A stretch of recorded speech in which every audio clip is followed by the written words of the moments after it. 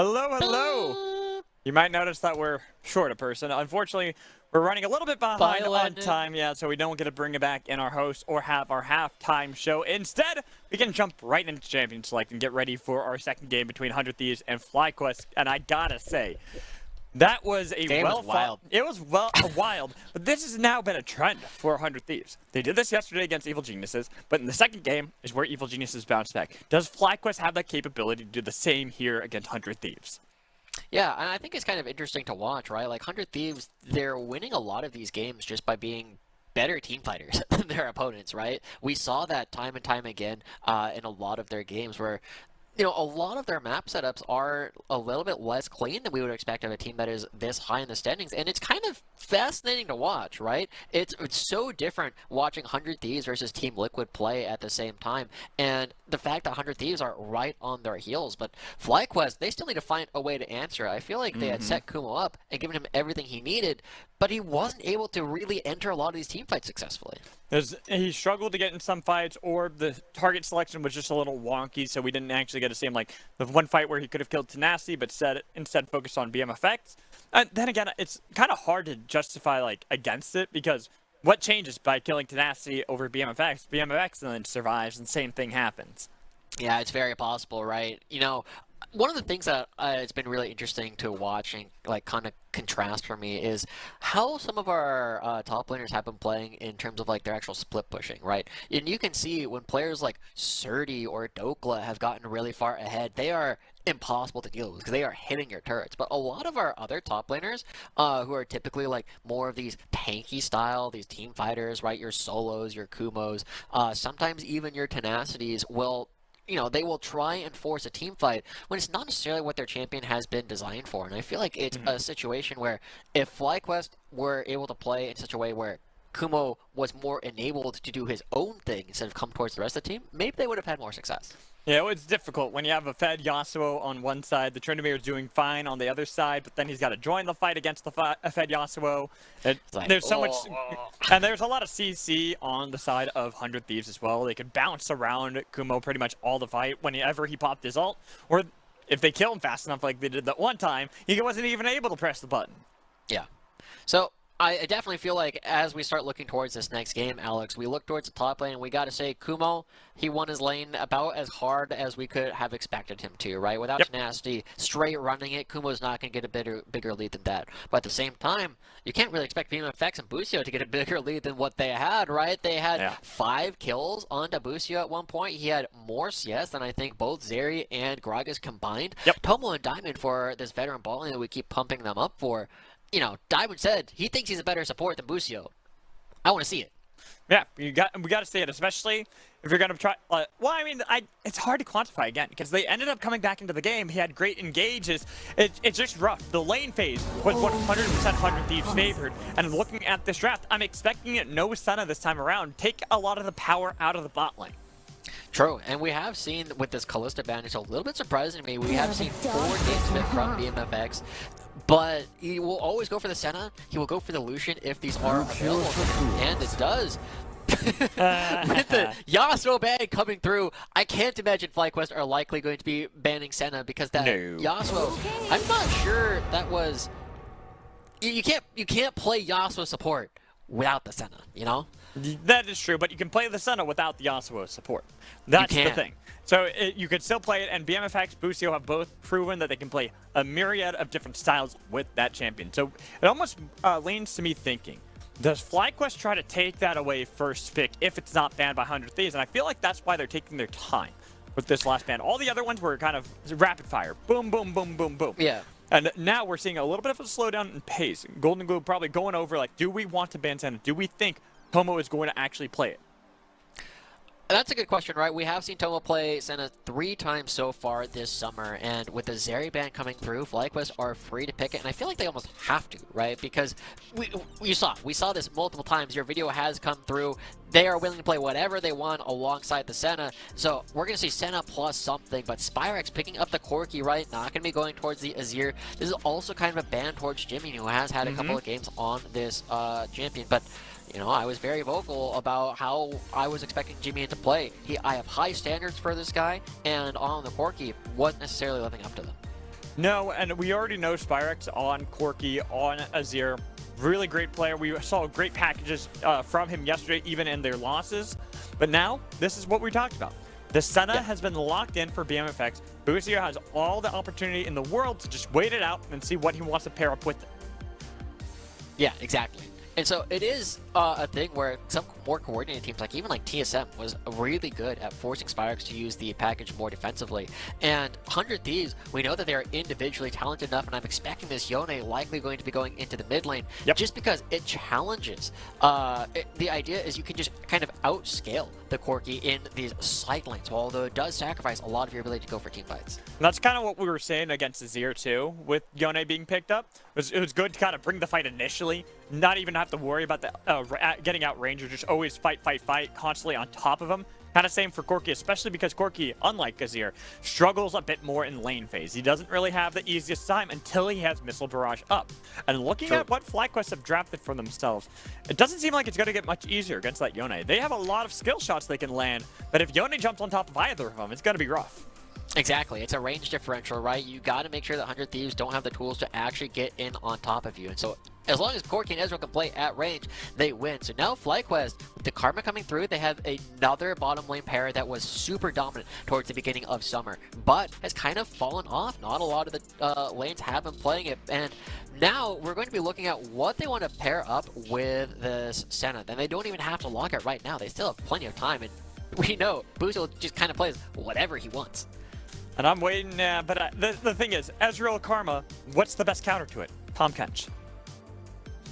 It's not bad, right? It's very hard to poke this champion out of lane. You have the thick skin, you have the Senna healing to come through, and so suddenly 100 Thieves, they have ways to deal with all the poke that FlyQuest are going to be throwing at them, and FlyQuest will need to find some way to actually get these team fights started. But 100 Thieves, you know, with how chaotic that last game was, I was very surprised at the fact that they just got 4 straight dragons. The only time we really saw FlyQuest firing back was when we were presuming Diamond called, hey, let's sneak this Baron. They're not going to be able to check in time.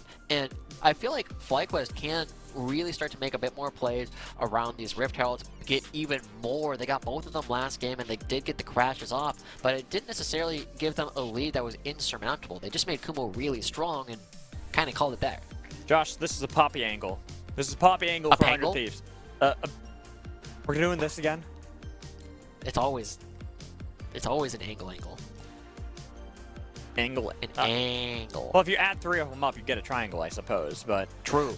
Now with it's the Trundle ban. That kind of makes me think that with how it's a much triangle. Tribangle. You're stuck with me, Alex. This is what happens when you come in at the very end. But with the Trundle ban coming through, right, that does prevent FlyQuest from having one of their more traditional things. Yuji, with both the Trundle and the Volibear banned, he's getting pushed back towards things like the Wukong, things like the Viego, and both of them kind of don't really solve a lot of the problems that FlyQuest have. Wukong is a little bit more engaged than Viego does, but I'm almost wondering, like, where is Yuji going to find his success? Is he going to go back to the Talia? Talia, or I honestly think it's that Viego that you were talking about, but that's where it then gets difficult. I think this is truly a Poppy angle from 100 Thieves. It does so well into Corki, does so well into Ezreal. Then if you add in a Viego too, great stuff all across the board that you just counter outright. Yeah, and so the Lee Sin is getting picked up for Will. It is his first time. No, the Poppy, it's not a man. The Poppy It's not a angle. Pangle. It's a Langle. A Lingle. Lingle, I'll take it. Duolingle.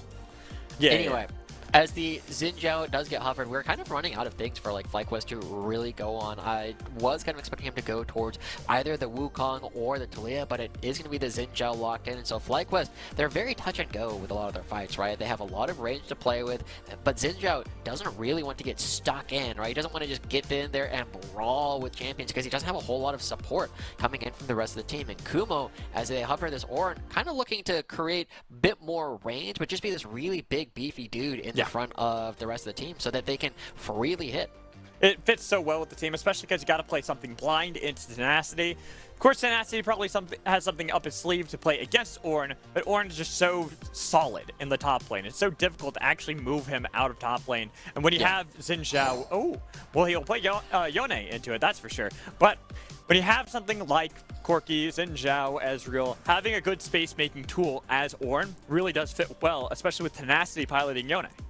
Yeah, with the ult coming through, Kumo will always have an impact on the fights, and if you can layer it alongside the package coming out from Spyrex, that's a lot of damage all at once. You get the slows, you get the knockups, suddenly everybody is going to be burning down on 100 Thieves, but I really like what we're seeing coming through from 100 Thieves. If this Sylas does go over towards Tenacity, it becomes a very difficult lane for Kumo to actually take advantage of. Oh, but he does. Okay, they swap it.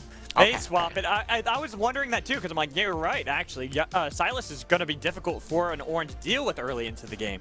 But the Yone, I feel like, is just something more tenacity. It feels like that's more of his style of champion that he tends to play.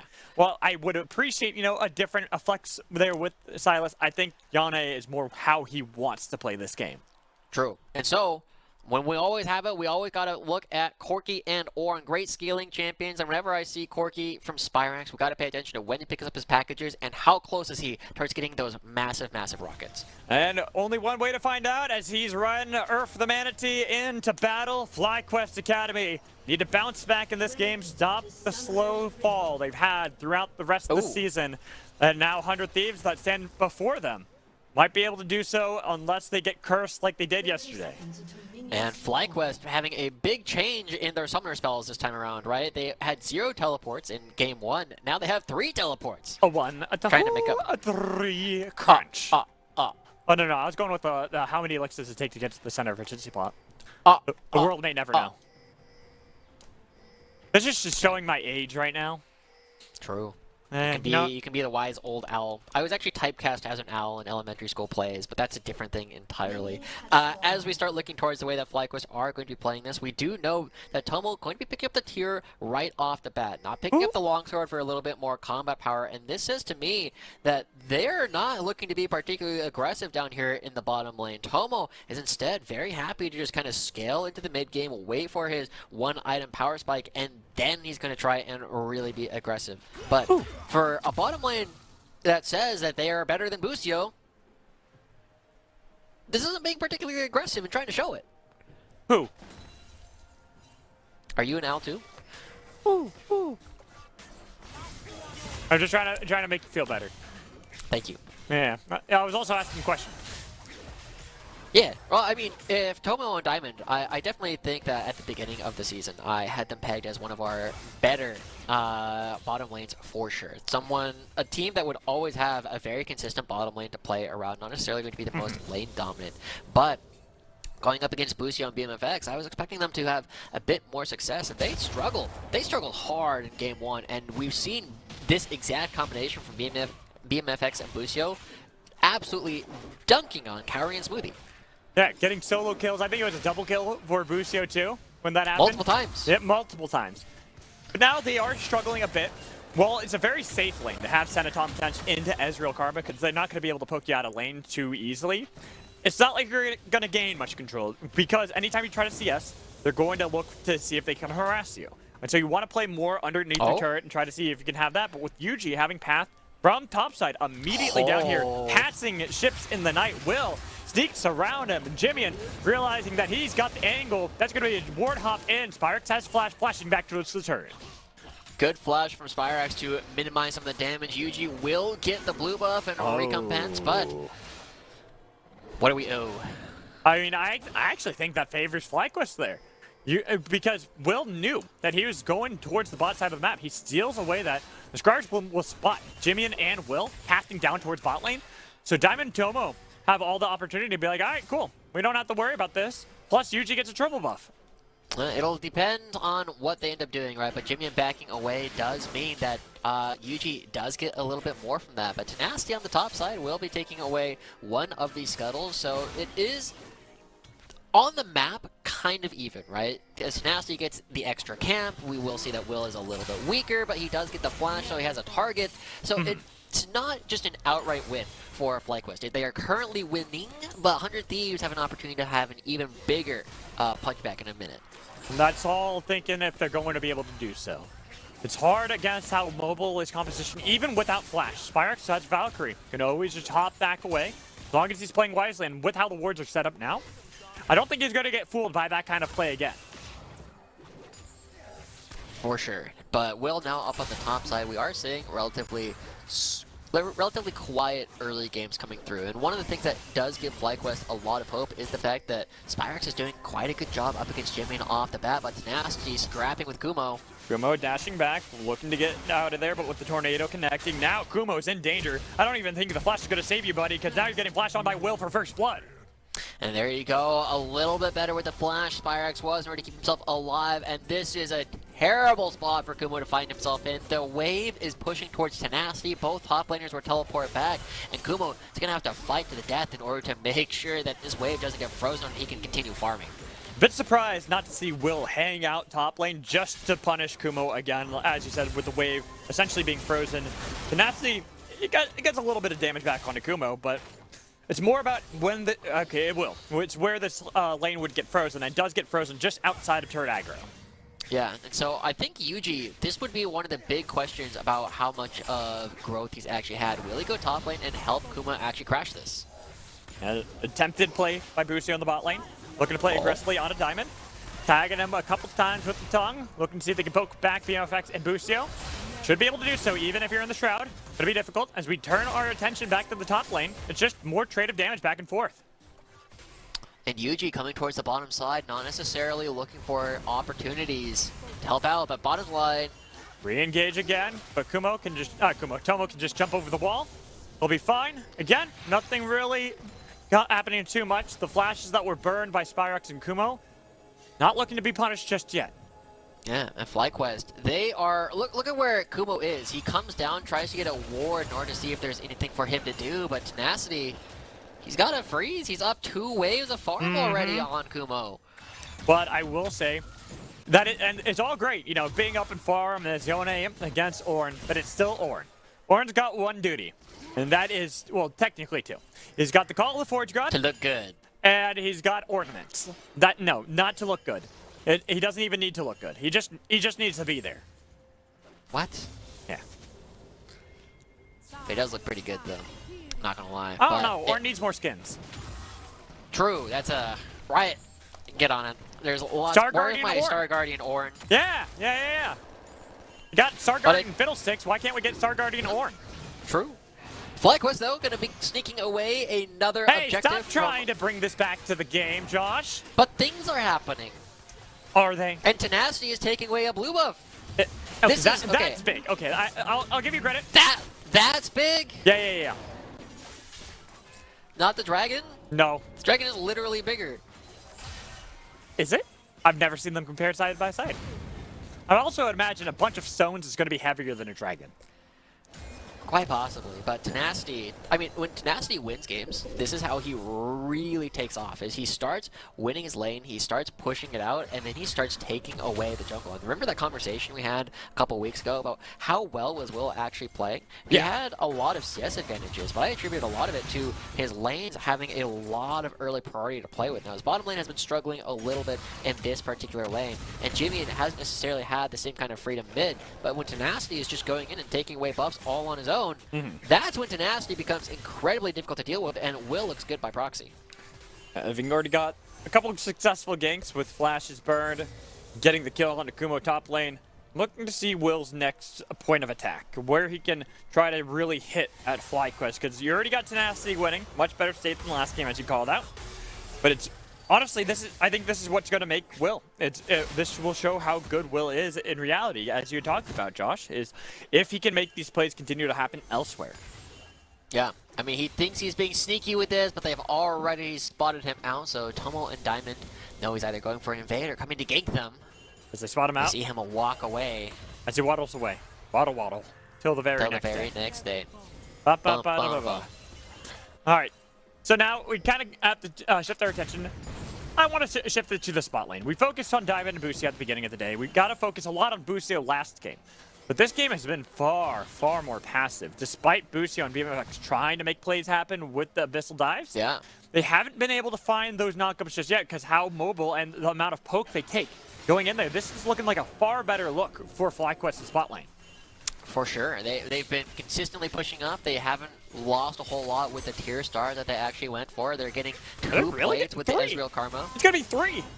Yeah, 3 plates already coming down. And Yuji takes away another blue buff, so Will's not necessarily building up a lead, and we saw at FlyQuest, they were thinking about whether or not they wanted to go for a bot lane dive. They were thinking about whether or not they wanted to get that blue buff over to Spyrex, but at the same time, this is closer to what we were expecting from Tenacity and Kumo in the first place. About, you know, 2.5 waves already coming through after Kumo clears out the wave that he's currently working on. And 100 Thieves, again, as long as the game is not over, 100 Thieves are like, yeah, we're chilling. We'll take another fight in 10 minutes. It's going to be okay. We have better hands. We got Jamian gonna be splitting off on the side. Tenacity's got a different lane that he's gonna be pushing. And FlyQuest, they got the one Baron that they snuck away.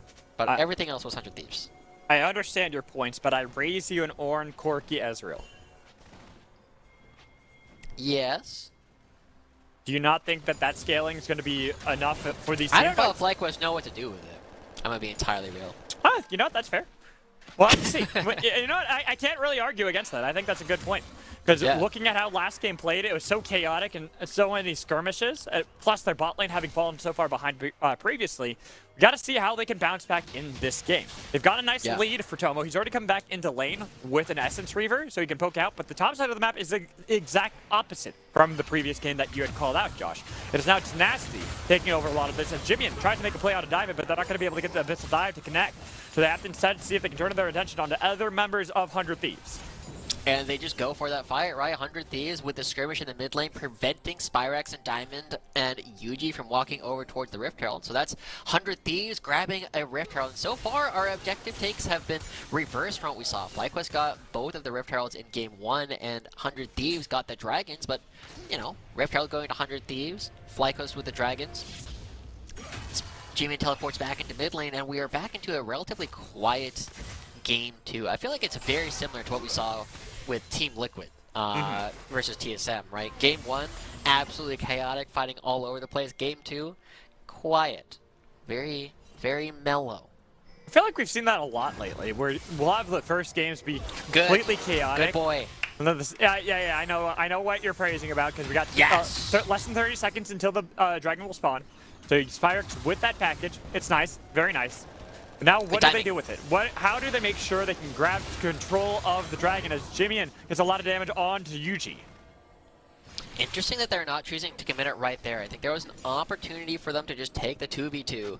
But now, FlyQuest, they are committing to actually fighting around the dragon. And they need to get this mid lane prio first so that 100 Thieves doesn't just crash another wave. They're doing a good job pushing it out.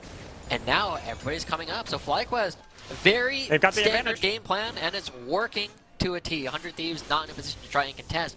Maybe Will goes for a steal. I don't even think you do, with Spire still having package.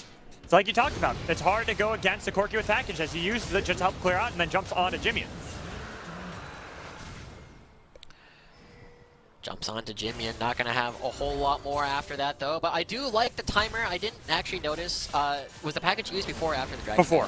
It was before. Nice. Okay, let's go with Spyrex. He used it to help clear the dragon, and then that's when he jumped onto Jimian to try to see if he can poke him out while he was clearing a control ward. Nice. That's the big thing. As long as the package is going to be ready for the next dragon, now they're collapsing Jimian. Jimian didn't get the Abscond Abduct, nor the Everfrost. Yuji's on the other side. That's going to be the stolen ult used, and now it's going to be a fight from Yuji. Looking for the 3 talent strike to knock him up in the air with Wind Becomes Lightning, but not enough damage. And during all the chaos, we saw another blue buff was picked up by Tenacity in the top side. Kumo, it feels like he's kind of struggling, right? This is, you know, Rafa might call this a Joshi or in Rome, like, well, I don't know what to do top lane. I'm going to walk towards the mid lane and see if there's a play to go on.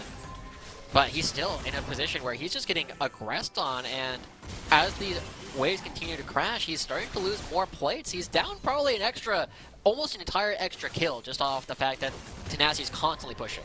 As he gets another plate, with the Rift Herald drop from Will, call the Forge God. Trying to answer back the play, clear out some minions, but unfortunately wasn't enough to be able to stop anybody, because that's going to be a crash coming in from Rift Herald. Taking down nearly the turret, the kick a wave on Kumo, but they got the Sonic Wave already connected. That's going to be the fate sealed, looking to seal the fate of Kumo. Honestly, my favorite part from that was Will kicking Kumo away from the turret, right? It's not a turret dive if you just take him down in a position where he's not underneath the turret. So 100 Thieves. Now, they take down the top lane turret. Tenacity's huge.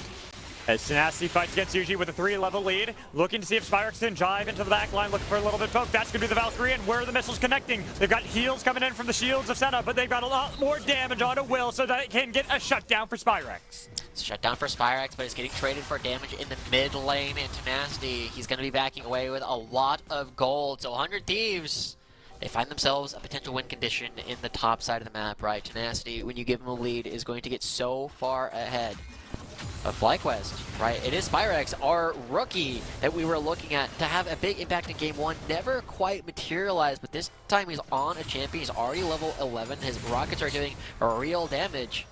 And getting that shutdown means that he can start looking towards that loot very quickly. When it becomes lightning onto the BMFX, Yuji a little bit early, but they got the poke coming in from the other side. Here's a true shot barrage, not going to connect onto Jimmy.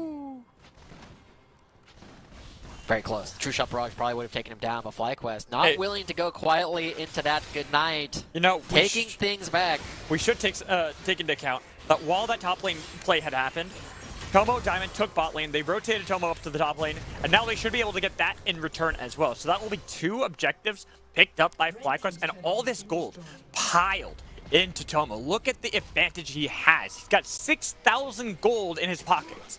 Yeah. BMFX also behind Diamond, so this is just a straight win coming through from Tomo, and Diamond looking very strong. But looking for Will as well. They've got the tether connected to root him in place. The knockup from Como does not come into effect, but they already have a lot of damage.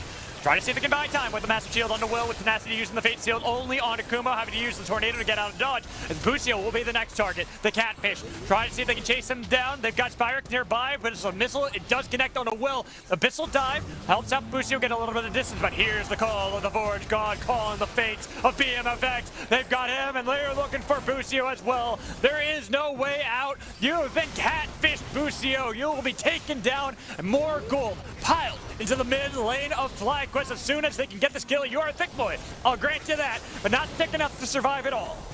Yeah, good stuff coming out from FlyQuest to continue pushing it through. And they are going to be getting more damage in the mid lane as well. That's just them finding multiple opportunities to get these kills. 3 kills already going down onto Spyrex, and the rookie mid laner coming through looking for opportunities to continue building up his legacy. And the big thing that I really like from this is they're waiting. The call of the Forge God is so close to coming off of cooldown, and they're just calling out, it's up, we just need to keep on going. And then they find multiple members. And the other thing that I really like watching from FlyQuest here is they wait, right? They don't know exactly when Busio's Abyssal Dive is up, and so Kumo holds his auto attack that entire time, hoping that he can use it to interrupt the Tahm Kench W to prevent him from leaving. And even though he eventually does get to do it, he's taken so much damage in the meantime. But he a thick boy, that's for sure. He thick boy. And all that while that it took to kill Busio, gave a little bit of time for 100 Thieves members to start resetting a bit more on the map. They've got another Rift Herald. Kind of as you talked about, it's a completely topsy-turvy jungle that we're seeing. Yuji's got both the dragons so far, while both Rift Heralds have been secured by Will. Should be able to take down this tier 1. Yep, it's going to be gone. Teleport comes through from Kumo. I don't think they have Does a fight, not have though. the ultimate. Yeah, exactly. I didn't think that they were going to full-on go for a fight. Instead, it's about trying to play around Dragon. Guess who has package exactly like you like? And it's Spyrex, he's got it, they have total control, and they are 3 dragons to an Ocean Soul, and I think that'll be too much for 100 Thieves to deal with. 100 Thieves will need to look for an opportunity. They're looking to play aggressively on Tenacity. That's a ton of damage. The shield from the Mortal Shield, though, might be able to help him out, and True Shot Barrage goes wide. And good stuff. Again, Spyrex doing a good job with these packages. He uses it before the dragon dies to make sure that it's up in time for the next dragon. So, FlyQuest, they're showcasing exactly how you're supposed to play around this Corki. They're making very standard plays around the dragon. And the Ocean Soul gives them so much freedom to go for this poking style that their draft really wants to go for. Now, the only thing they need to do is they need to make sure that Kumo is strong enough in his side lane to start getting these levels so that he can actually start getting the actual ornaments. And it feels as though Diamond has pushed them to be this well-oiled machine. I think that's exactly the case as he usually fights with Jimmy on the other side. Here comes the call of the Forge God. Ornhorn looks for the dunk on Jimmy, and as he flashes away, they've got a lot of damage on top of him, but they haven't been able to secure the kill. Jimmy actually getting away, 100 Thieves. They don't even have to use the Devourer coming out from Busio, so good job from 100 Thieves not to over-index into that. But Tenacity, I mean, he's my hero right now. He's the player on 100 Thieves that you got to hope is going to get enough pressure down. And remember, Kumo in this spot, when he had multiple kills, when he was up so much gold off of the turrets, wasn't able to really hit a lot of these structures. He got he got the inhibitor turret once, but never really went back to it. Kumo does not have ult, and there's a goon squad set up by 100 Thieves. Yuji will be the one spotting him out as he tries to get away the kick to knock him back in, but he flashed towards the turret with the Fate Seal naked in the knockup. TP, it might be a little bit too late to save the fight because they already got a lot of damage onto Yuji, who has to get out of there, and it's going to be the snapback that picks up the kill. They're looking to see if they can get these members in, but with Jimmy and having TP right into the thick of all of it, he took a lot of damage and trying to get his way out of there as he gets whittled down by Tomo. Kumo flashing in, getting the knockup on the BMFX. He'll be the first casualty for 100 Thieves. The call of force got not used right from Jimmy, and his death is assured from it. But FlyQuest, they get more than they lost. Yuji goes down, but Jimmy and BMFX are picked up on the back side, and now FlyQuest, they're in a fantastic spot. They're not letting 100 Thieves out-hands them because they just have more friends coming to the fight. And so, while we wait about 2.5 minutes, we got to look at how well Diamond has played, right? We kept looking at him. He said he was a better support than Busio, and when you're in a more traditional support matchup, he's looking a whole lot better than he did going into the Yasuo in the first place. And now it makes Tomo look even better as well. It does. Tomo's got 2 items completed already. And we take a look at this fight. It starts off with a good squad, and I thought this was going to be 100 Thieves favored, even with the late TP. I thought this was all them all the way. And it looked like it might have been, but the thing is, even though Kumo comes in a little bit late and Spyrex is trying to pepper them with the rockets, Jimmy teleports too deep to actually try and go for the fight, and BMFX gets caught out, doesn't have the flash, doesn't have a devourer to keep him alive, and Jimmy, oh, he tried to throw out the ultimate for a slow, but I think he used the second part of it to go back. Yeah, I think he was trying to get the knockup as well. I think he was just a little too early, hoping that he could time it, and unfortunately it just didn't go well. So now you have a tie game between both teams. 100 Thieves, you know, it's funny. I've been wanting to bring up this point for a while, Josh. It feels like the two teams traded identities in this. You have far more of a team fight skirmish potential from FlyQuest. Even here with Nasty looking for the fight on to Spyrex, he took a lot of damage. He's far better set up for split push.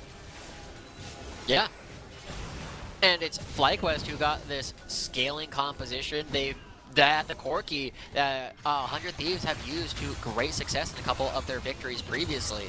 And now, with only a minute left until we actually go for the upcoming Ocean Soul, FlyQuest, they have more vision in the bottom side of the map. They have a teleport still available from Kumo. He can be anywhere he wants. He's got the Frozen Heart to deal with all the physical damage auto attackers. Got a lot that he can utilize, but I'm looking at the banks. Even with all those kills that Spyrex has gotten, still the 2 turrets taken by Tomo have put him in this position to be the carry of this game. Yeah. Him and Spyrex, you got the veterancy and the rookie. Both of them have all this potential to be the forward thinkers, the big power of FlyQuest, so long as they don't get caught, because we talked about this earlier. One thing that 100 Thieves have going for them is they have really good dive setup. But is it strong enough to actually make it happen? Will can kick somebody into the right spot, but Busio a lot weaker than he was previously, and there it is. Spyrex going to be backing away. 100 Thieves want to fight now if they can. They gotta try, but then you're gonna miss the Upscon and Abduct, and then with the Everfrost already burned, still on the way the call of the Forge God. True Shot Barrage not gonna connect on anybody, but they got a lot of damage on the Busio. Looking to see if they can use the Tenacity, get enough damage on the Diamond. He flashed forward. The snapback wasn't enough to be able to pick up the kill. It's gonna be Busio. He's so low. Tenacity, he might turn this fight around. Tenacity, the carry of 100 Thieves, getting the damage. Jimmy and went in, and they still got the big boy in top lane to start clearing up the fight, unless FlyQuest can pull off a miracle. Tomo, he's got enough damage. He might be able to do so. He could chase forward, but instead, playing it cautiously. With all of the cooldowns burned, Tomo needs to feel confident right now to step up and prevent 100 Thieves from just taking this without any contest. They're trying to find their way over, but they don't have the vision. It's just burned out. True Shot Barrage is going to come up in a second, but too late. Not going to be able to utilize it, so the Dragon denies that soul for now from FlyQuest. And FlyQuest, I mean, they were looking for an opportunity to play around there. You know, Spyrex was saying, okay, just don't fight for a moment. I need to back up. But they're too far forward. They have to protect Spyrex because he is backing in an unsafe position, and Tenacity finally finds the angle that they need to. We were asking if the dive was strong enough. They try and dive onto Busio, but they catch multiple members. A double Ornhorn allows Tenacity to get into the back line, and Spyrex, He's out of rockets. He doesn't do damage. Not at all. And honestly, Tenacity was the big saving grace for that fight. Getting that Fate Seal to connect onto 2 people. Also, the fact that he could constantly get in and out of the fight consistently enough to do all that damage to FlyQuest members. A lot of this, this is why we talk about Tenacity so often, is he's got the hands. And you talked about FlyQuest as well. All of them have the hands, but really, Tenacity's got to be at the top of the list. Oh, for sure. Tenacity is probably the most mechanically gifted player that we have in this lobby. And I was going to ask what FlyQuest were going to do with the package, right? Now they just have to leave it for a full 5 minutes while they wait for the next Ocean Dragon. But that gives Spirax a little bit more window. He doesn't have to wait for it to respawn when they actually fight for the Ocean Soul. But FlyQuest, now they have to push away 100 Thieves. They can't allow this Baron to go down uncontested. They can't make the same mistake the 100 Thieves did in Game 1 and allow it to go through. But look at this. Kumo's down in the bottom lane. Kumo's getting down. experience. He has TP. Can easily join in. Jimmy is the one found out. Everfrost trying to steal away some of the missiles. Getting a little bit of damage with the TP coming in from Kumo deep onto Will. He's got a little bit of fight with the kick. Does he survive? No knockup. Instead, it's going to be a heal and shield from Seta with the Call of the Forge God connecting onto Will, but they've got the Devourer. They've got him safe. He's got a massive shield, and they can re-engage the fight. They can get this damage onto Kumo for now, but Kumo's going to be fine. He can kite back with the rest of the team. They've all goon squad up. There is no flank this time around. The flash in with the knockup on top of Tenacity. They've got him caught, but do they with Bucio and BMFX getting so much damage on the other side? Tenacity still survives. Kumo now in behind enemy lines and can't do much against them. They've lost Yuji with Bucio taking up as much as he can. Kumo fighting against Will too all the while. 4v5. 100 Thieves have the pressure. They've got the ability to turn onto this Baron, but Tenacity unfortunately taking too much damage from it. Now they got to re-engage with the Abyssal Dive on Tomo, but Tomo's still cutting it out. With the Everfrost connecting, gets in a little bit of damage, but Bucio so low. It's going to be a rampage coming in from Tomo. Tomo, the cheat codes. Does the bot lane have it this time around? He doesn't! Oh, He's going to get package! it for the package stolen! Here is Spirax! Can he turn it around? Oh, damage! Dodging away from the obstacle. Look at those missiles! Can he connect anymore? Valkyrie's up. Does he dive in? He's playing cautiously. He doesn't want to get caught out by a last embrace or stun from Silas. So instead, he's going to back off for now. It's a Hail Mary coming through from Spirax in order to try and turn the fight around, but that might end up costing them more than it was worth. Well, Spirax needs to find this. Wait a minute, he's off the back from Jimmy. The rest of them might not call for that as well. They've all retreated. They've left Jimmy out to dry. The big one does not connect, but the Call of the Forge God comes through, and he's got no dash this time around. It is Spirax finally finding the kill. For this package to be worth it, FlyQuest need to pick up this Baron. They are already moving towards it. Everybody is here. Jimmy is dead. Tenacity is spawning in just a moment. He will be able to teleport. FlyQuest coming back in, and they are looking to start this up. They are wanting to fight the 5v4, but they don't have the Ornborn. They can't turn. No, and they have a very slow Baron take. There's a TP behind them from Tenacity. They're all corralled inside the pit, but Tomo, he's playing cautiously. Two-shot rush, finds out Tenacity, getting a little bit of damage with the Fate Seal to get in the double knock-up. Tenacity snaps back, has to use the Guardian They got Angel. him. They've got him. Tenacity's going to be mince meat, even with the shield coming in from Tomo. Tomo finds his life. And a minute left until the actual Ocean Soul. This game is absolutely crazy. All of the tools that FlyQuest are trying to build up in order to try and make this worth it, they won't have to package. Spirax will not be able to just kind of automatically win this fight for them. So instead, we get to see he's on 3 items. The Corki has level 14. They're getting very close to being uncontested the best champion in the game. But FlyQuest, the people who need to have kills, have them.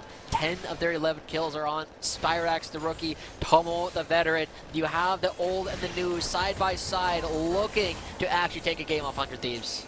And they might be able to do so. It's such a close game. This started off as a slow burner, and suddenly it has escalated into nothing but skirmishes like the last game. With this dragon spawning up in 18 seconds. FlyQuest are the first ones with the inside angle with the TP back behind them from Jimian. But Jimian, I don't think he wants to go just yet. Look how far away Tenacity is. We have the permanent Gatling gun noise. Yeah, I hear it. I hear it. But 100 Thieves.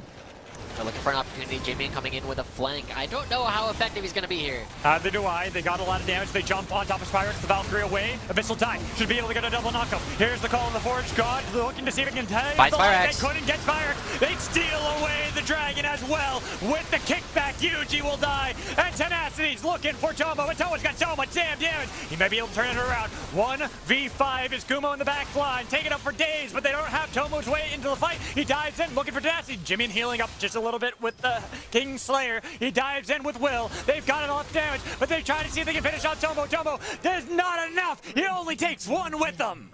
And this is 4 members of 100 Thieves still alive. They deny the Ocean Soul, and now they march over towards the Baron. They keep getting away with it, Alex. It's absolutely ridiculous how much of a lead they can get in these team fights, how much better their target selection is. I don't know who's making the comms during the fights. I don't know if they're just that coordinated. Maybe they're in pure silence the entire time, but they just hit the right person. As soon as Jimmy gets the Valkyrie coming out from Spyrex, Busio was on top of it, saying, you can't leave now.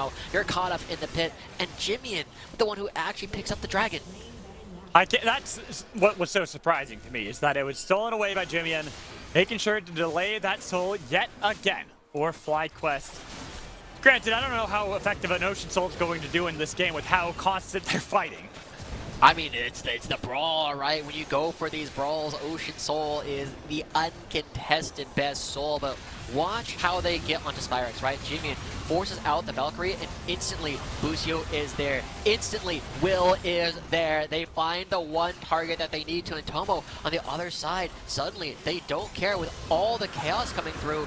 I don't even know how Jimmy gets that. Was that a Q? Is it like the second part of the Q? Did Yuji just smite early? It's so hard to tell with so many bodies stacked up on top of the Dragon Pit.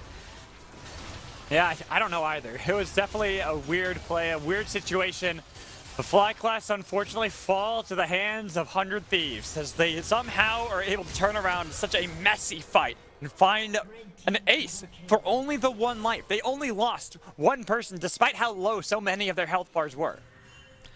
And now 100 Thieves, they're grouped up. They have BMFX. He's got over 100 souls. That's an extra 100 range coming through, ready to start actually going for these structures. Tenacity, while he hasn't been going for the split push like we were expecting, he has found a lot of opportunities to get flanks. Jimmy has found the flanks. Will, a couple big ones as well. So,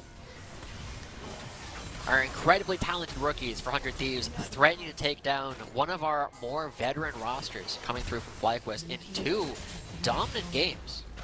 I wouldn't know. I don't know if I call them dominant. That's been overstated. I feel like wild games. Yeah. These are absolute 2 bangers. heated games. And now with the stolen call to the forge, got to get some knockup on Tomo. They look to dive on top of him. They've got a little bit of damage. The kickback. They've got the root. They've got Diamond killed off with Ignite burning and taking up a kill for them on Tomo. They've got everything. 100 Thieves are now pushing into the base to look to claim victory. It might have been messy. It might have been all over the place, Josh, but here they are, knocking down another inhibitor turret.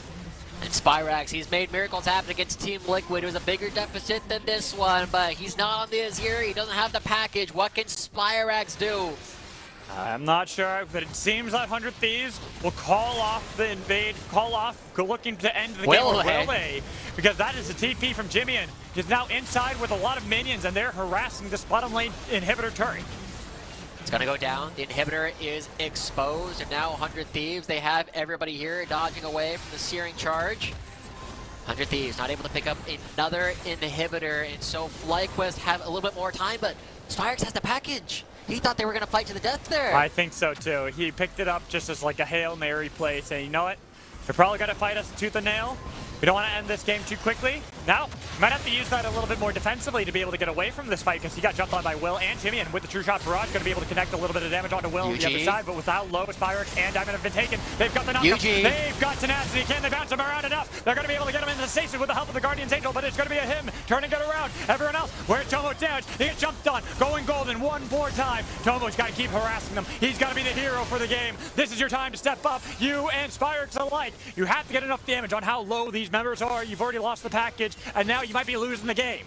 100 Thieves, they have 5 members to only 3. The front line is gone for FlyQuest. 100 Thieves, if they fight, get directly onto the ranged members. They have the waves. They've got the waves, but they no longer have the benefit of Baron buff. So instead, it is just them 5v3. forcing down the Nexus turrets. How low these members of 100 Thieves keep getting, but without dying. Bucio's been taking a lot of damage. Jumped on by Will to get a little bit of a shield. They continue to harass them, making it worthwhile that they can look for a fight once they have Kumo alive. He's got 10 seconds until he'll respawn, and then you can have a little bit more of a fight. They're keeping 100 Thieves in this for so damn long. It's looking difficult. That's why they're even TPing back tenacity just to be able to escape that. But he might have just left his whole team out to dry. That's going to be TP in. Yeah, and Ocean Soul. He's got no TP or way back into this fight with how low 100 Thieves are. FlyQuest might have just been gifted an opportunity. FlyQuest, they hold the base. It wasn't the same kind of dominant Shreem and Shuffle coming through, but Spyrex still holds. He has all of the wave clear necessary. He is ready to stand tall. And even with 2 inhibitors down, they finally pick up the Ocean Soul. This is going to allow them to brawl for so much longer. Tomo is going to thrive in these long, drawn-out team fights. And so, 100 Thieves, with the base largely open for FlyQuest, they need to find another flank. Tenacity's done it twice already, but he has no Guardian's Angel. He has no Zhonya's Hourglass. He has no way to go into stasis. It is all on one play that he needs to make. He and Jimmy and Will, they all have one play that they need to make. You need to find Spyrex, you need to find Tomo. I think either or might be able to set them up for victory, but it's still going to be difficult. Looking at how many items, he got a full build for Tomo. He's got the ornament in his inventory. Spyrex nearly full build as well, looking for that Maw of Mount Morty to survive Jimmy and jumping on top of him. The Maw, that helps quite a bit, right? Jimmy can do quite a bit of damage. Spyrex should be able to get away from any one of them. It does need to be a concerted effort. Tomo should be able to get away from any one of them. They need to pick a target and they need to take them down. That's been something they've been very, very good at so far historically. But every 100 Thieves game, it feels like we get to this point where it is so even, so chaotic. Interesting TP from Spyrex. They noticed Jimmy split off from the rest of the team, but they can't dive on top of him. He is bait. He's trying to distract you away from the Baron, and now FlyQuest realized that. And as they start turning towards the actual Baron, it's already down to half. Here comes the call. Where's the YOLO steal? With the call of the Forge God, True Shot Barrage already going wide. You've got to get inside the pit. It should be secured by 100 Thieves. Tenacity's going to be able to pick it up as Jimmy is looking for that flank. They've got Tomo. They've got Tomo. They've got the damage on him, but Tomo's still alive. Oh no, he's finally killed off, and without Tomo, is there any hope for FlyQuest? They've got to rely on the rookie, Spyrex. You got to get enough damage onto these members, but you didn't dodge the Abyssal Dive. Bucio and the hands of 100 Thieves come out on top. And they just get away without team fighting every single team, Alex. They are looking to end the game. They're already in the base. They have the Baron, the teleport bottom lane. 100 Thieves find Tomo. They find Spyrex. And this is it. Kumo running away from Tenacity like he had to do almost the entire game. 100 Thieves. It wasn't the cleanest thing ever, but the result is the same. They take the Nexus twice. They take FlyQuest down 2-0, and they improve to 17-7. What a game. What a series between these two teams. How well fought both games were, but as you talked about, it just seems that that team fighting prowess from 100 Thieves always somehow comes into effect, especially against a team that we thought was going to do a lot better in the team fights themselves. True, and it's definitely been kind of crazy to watch, right? Like 100 Thieves, they are just so mechanically good, right? We know that these guys are going to be able to team fight with the best of them.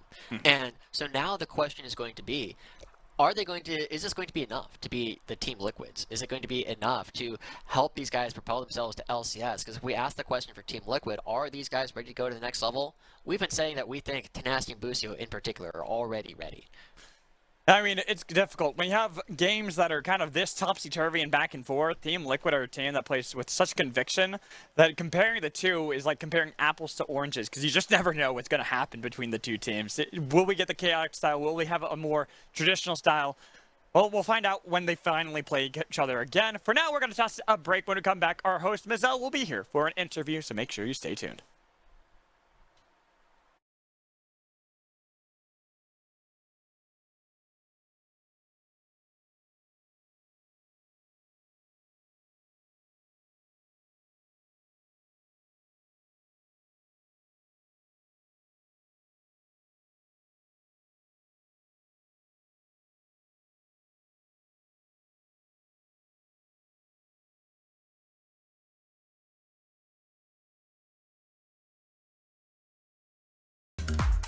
Welcome back to the Verizon post-game interview powered by Verizon itself. I'm Mazel, joined by Busio after a victorious 2-0 over FlyQuest Academy, the support for 100 Thieves Academy himself here. And after we heard a little bit of chatter from you and Diamond in the beginning of the show, you come out on top with the Cinna comps twice in a row, the Yasuo in game number 1. Got anything to say to Diamond on the other side? Yeah, I mean, Diamond's trying to start this rivalry, but he better progress it really quick because next year I'll be in LCS and he'll still be in Academy, so there will not be a rivalry then. Oh, I like it. I like that. Thank you, Busio. Appreciate you for that one. I'm sure we'll get a nice little response from Diamond at some point. But it was a very hectic 2-game series here for you guys. It was skirmish heavy. It was, multiple decisions needed to be made within team fights. How do you yourself, Busio, handle those kind of moments? How do you keep cool throughout the entire game, and as well as like making sure you have your goal in mind and your decisions out in front of you? Yeah, I mean, the main thing we're talking about as a team, or what I'm thinking about, is this game's just whoever wins the next fight will probably win because it's so even and so slow. So it's just how do we want to fight? So, for example, in the second game, it's like Corki has no flash. Let's kill Corki. Let's look for flanks, and let's make the fights chaotic because they have the stronger front to back, but we got a bunch of melees. So let's play to our strengths.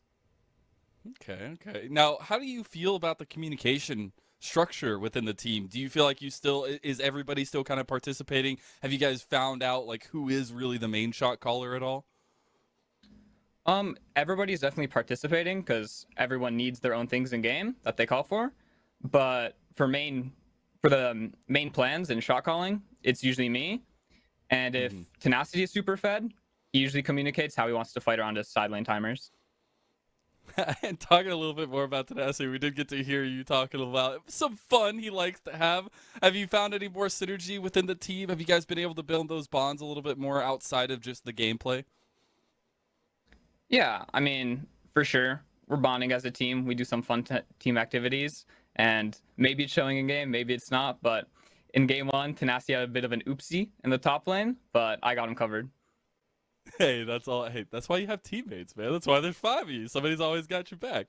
Well, I want to talk a little bit more. We got a couple weeks left. You got one more series tomorrow, and then 2 weeks until Proving Grounds.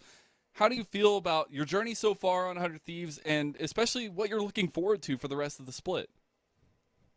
I mean, going into Proving Grounds, we're just trying to improve as much as possible because a lot of the ways we win is just through fighting better, and obviously that's not ideal. We want to become cleaner as a team and also get a better grasp on the meta because like right now we're really good on certain champs and certain comps, but not so much on the others. So just got to keep practicing.